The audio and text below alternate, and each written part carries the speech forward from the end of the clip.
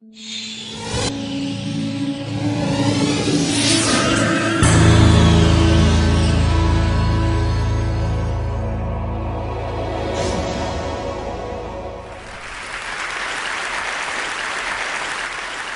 I thought I would do is I would start with a simple request. I'd like all of you to pause for a moment, you wretched weaklings, and take stock of your miserable existence.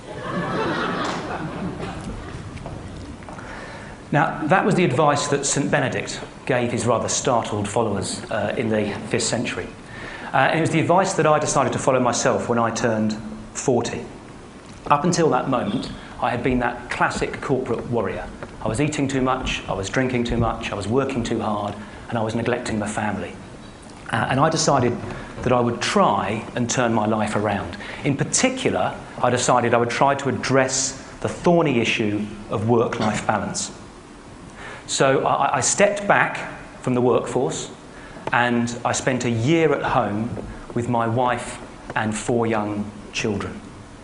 But all I learned about work-life balance from that year was that I found it quite easy to balance work and life when I didn't have any work. Not a very useful skill, especially when the money runs out.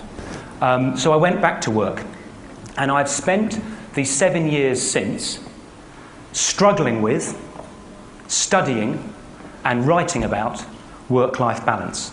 And I have 4 observations I'd like to share with you today.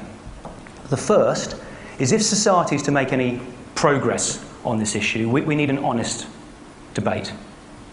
But the trouble is, so many people talk so much rubbish about work-life balance.